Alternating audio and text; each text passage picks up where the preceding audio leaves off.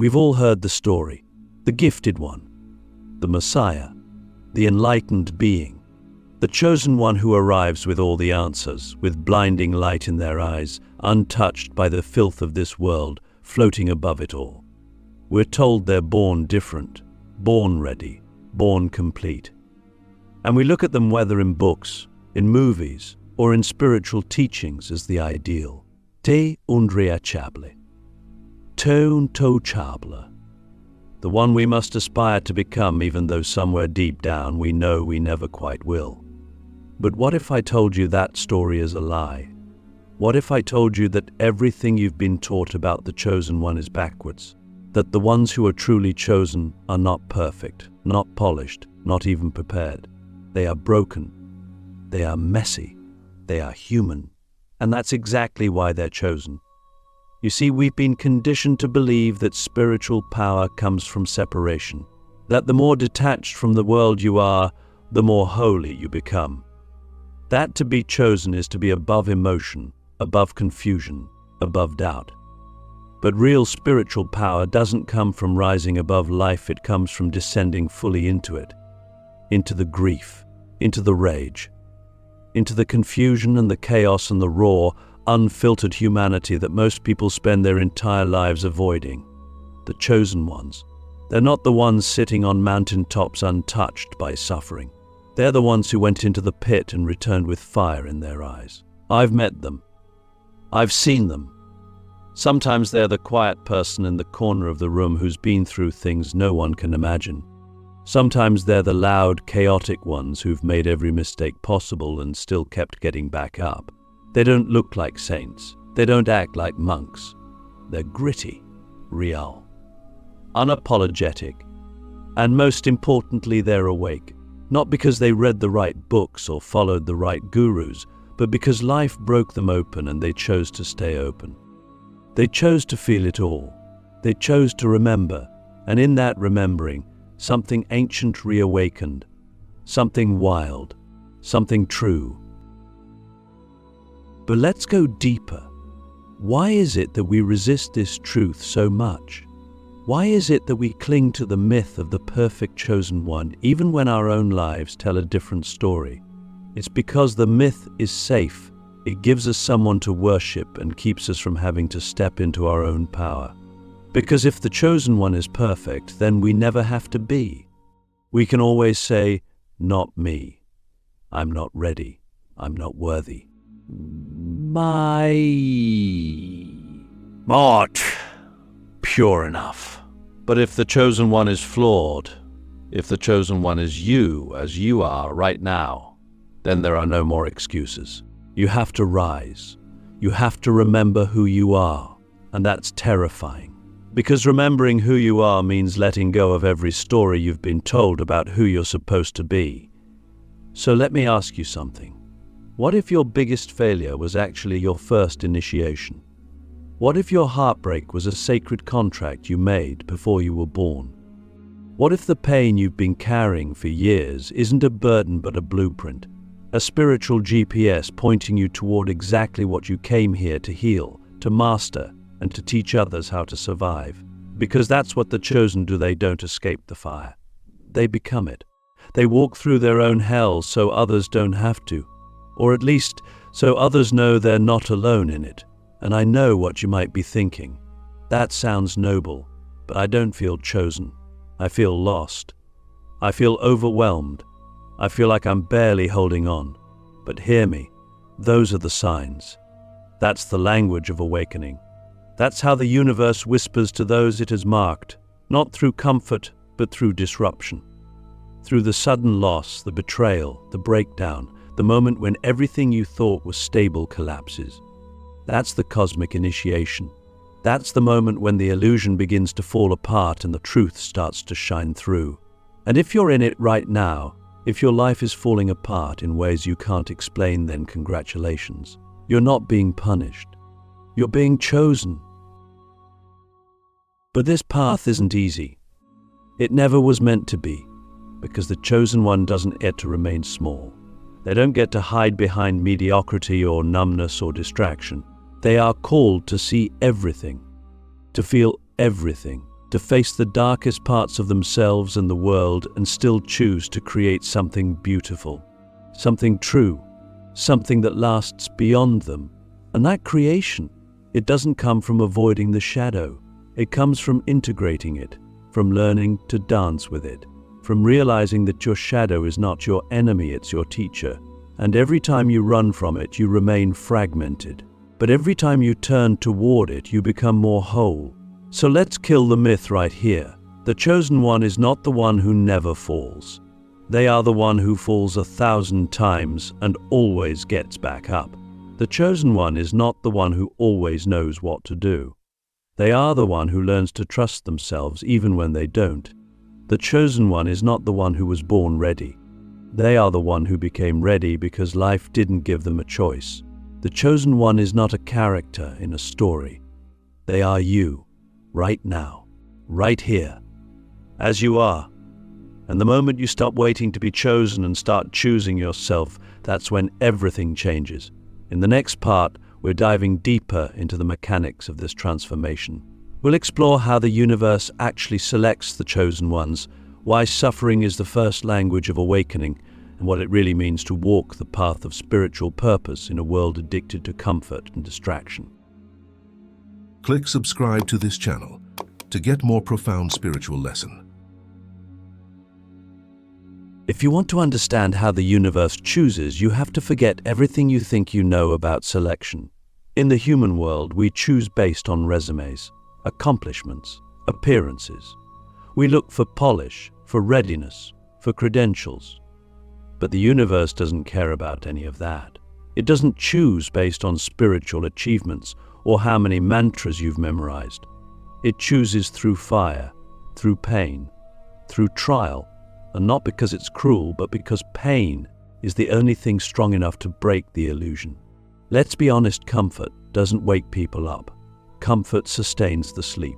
It's pain that rips the veil from your eyes. It's heartbreak that makes you question everything.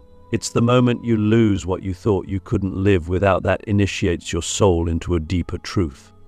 And that's how the universe works. It doesn't choose the most qualified. It chooses the most willing, the ones who, when everything falls apart, don't numb, don't run, don't pretend. The ones who stay, the ones who feel it, the ones who say, if this is what it takes to wake up, then so be it.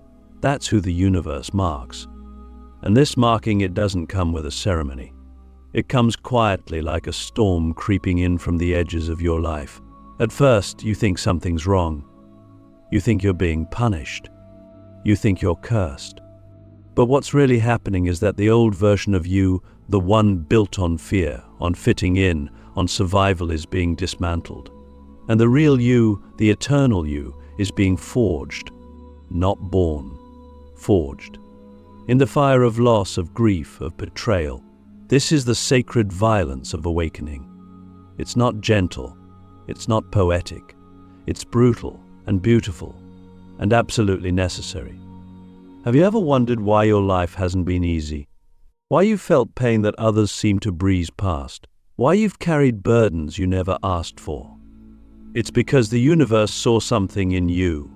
It saw that you could hold more, that you could carry light into places others are too afraid to go, that you could transform your trauma into medicine, that your scars could become maps for others who are still lost in the dark. That's why you've suffered, not because you are weak, but because you are being trained. But let's be clear, this isn't about glorifying pain. Pain for pain's sake is not sacred. Pain becomes sacred when it is transmuted, when it is felt, faced, and alchemized. When you say, I will not let this break me, I will let it make me. That's when it becomes power. That's when it becomes purpose. And that's when you stop asking, why me? And start asking, what now? Because the question isn't, why did this happen to me? The real question is, what does this pain want to awaken in me? This is the hidden curriculum of the chosen. You're not being tested to see if you can survive. You're being sculpted into someone who can lead. And true leadership isn't about being in front of others. It's about being underneath others. It's about holding space, holding weight, holding truth. And you can't hold those things if you haven't first held yourself in your own darkest nights. Think about it. The people who have impacted you most deeply, were they the ones who had it all together? Or were they the ones who had been through it and still chose to show up with love in their eyes? The ones who had every reason to close their hearts but opened even wider instead. That's what sacred leadership looks like. That's what being chosen actually means. Not that you were picked because you're special, but that you responded when life called your name. Because here's the secret: everyone is called. Everyone. But not everyone answers. Most people hear the call and turn away. They look for distractions. They numb. They delay. But the chosen ones, they answer. Even when it costs them everything. Even when it terrifies them. Even when they have no idea where the path will lead.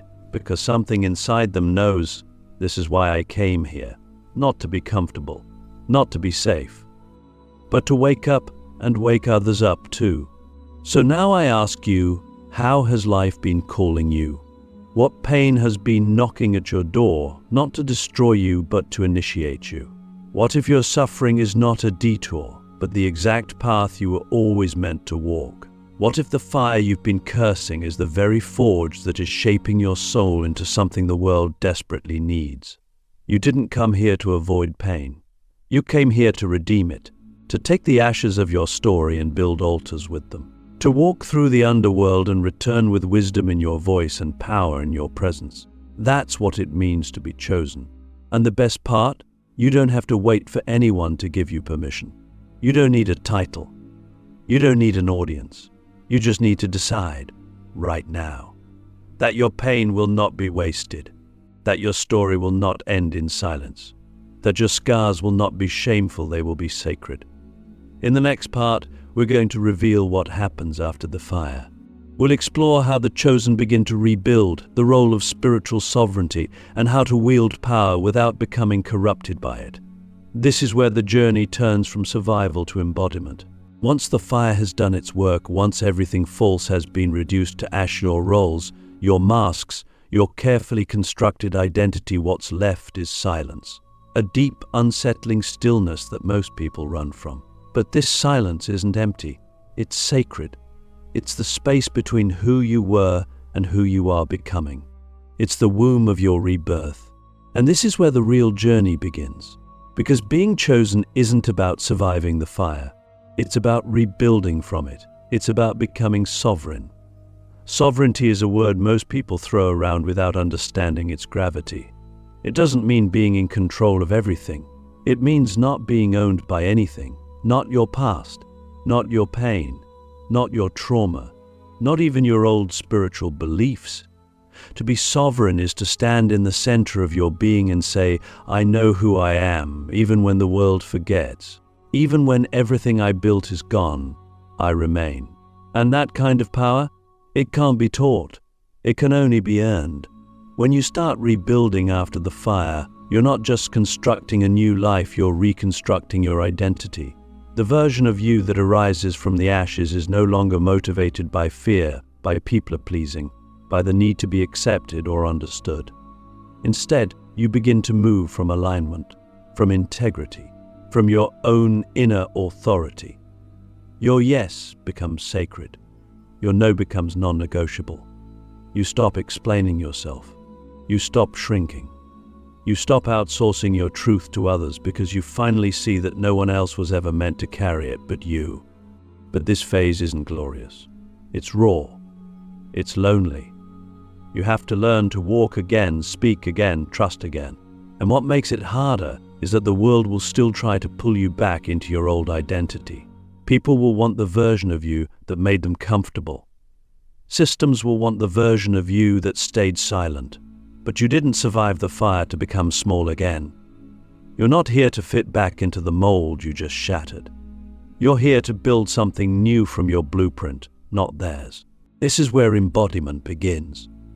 Where all the realizations you had in the fire must now become action, structure, form. It's one thing to have an awakening.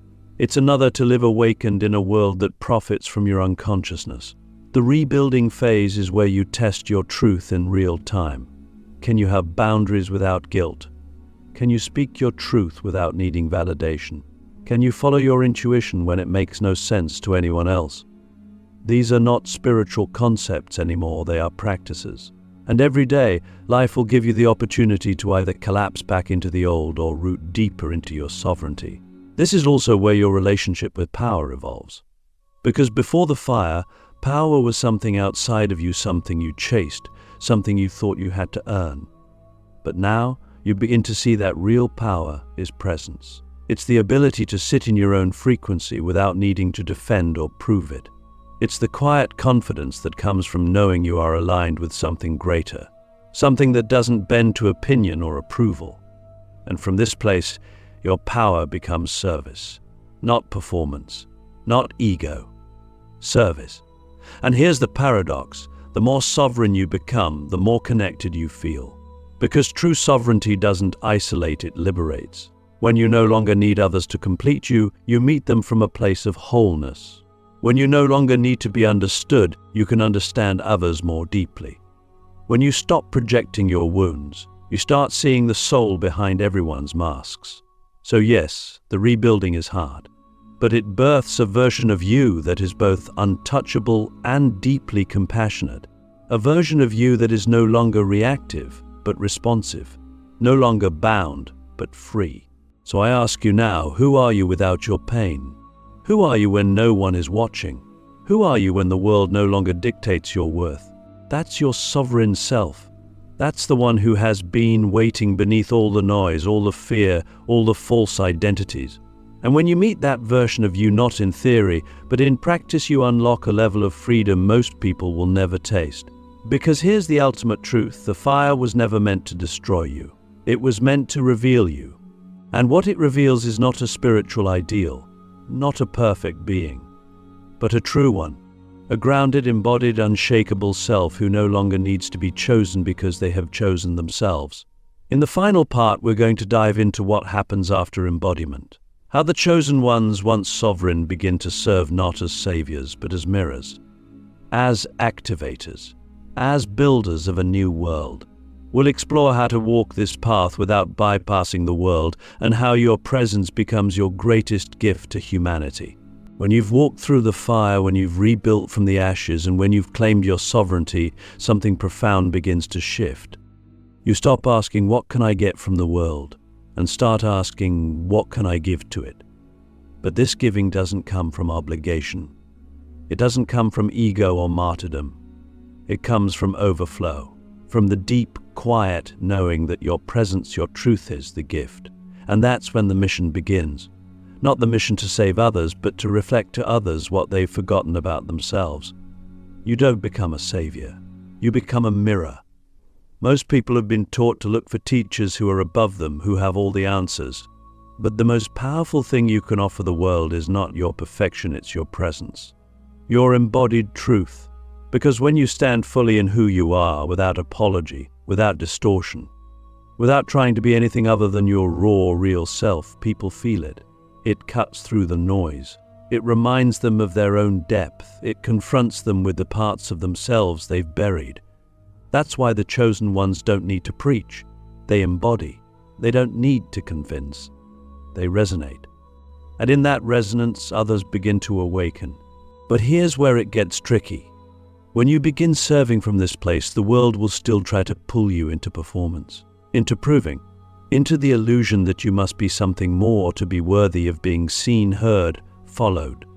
And if you're not rooted in your sovereignty, you'll fall back into the old trap, serving to be validated, instead of serving from inner truth. That's how many chosen ones lose their soul on the mission. They forget that the mission was never about them. It was about being a vessel, a channel, a frequency. So, how do you serve without losing yourself? You remember that the world doesn't need your perfection, it needs your presence. And presence doesn't require you to be always healed, always wise, always certain. It just asks that you be real, that you bring your full self to every space you enter, that you walk your talk not perfectly, but authentically, that you don't hide your scars, but you don't bleed on people either, that you meet others where they are, not from superiority, but from shared humanity. And here's the most humbling part. Not everyone will receive you. Some will resist your light because it exposes their own darkness. Some will project their wounds onto you because they're not ready to face themselves. You must let them. You must not shrink. You must not chase approval, because your mission is not to be liked. It's to be true.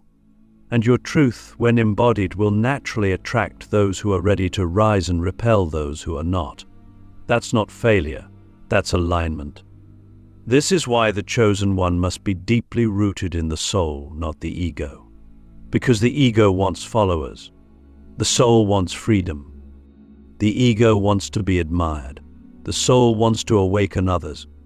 And awakening others doesn't mean giving them answers, it means reflecting their own power back to them until they can't deny it anymore. That's what the mirror does. It doesn't change people, it shows them. And that showing is often uncomfortable, but it is also liberating. So now the final question becomes, are you willing to be that mirror? Are you willing to walk the earth as someone who no longer hides from themselves and therefore no longer hides from others? Are you willing to let your life be the transmission? Not your words, not your achievements, but your beingness. Because in the end, presence awakens presence. Truth awakens truth. And when you live in truth, you give others permission to do the same. You don't need a stage to do this. You don't need a platform. You don't need a title. Your life is the message. Every interaction a chance to reflect love. Every boundary a chance to reflect self-worth. Every choice a chance to reflect alignment. This is the mission. Not to escape the world, but to transform it from the inside out. One embodied soul at a time. And if you've made it this far, if you've walked through the fire, rebuilt your life from truth, claimed your sovereignty, and are now ready to serve, then hear me clearly. You are already the chosen one. Not because a voice from the sky said so. Not because someone knighted you with a crystal, but because you chose yourself, again and again, in the silence, in the suffering, in the shadows. And now the world gets to feel what happens when someone walks through life fully awake. You are not here to be perfect. You are not here to be worshipped. You are here to remember who you are and help others do the same. That is the real mission, and it has already begun.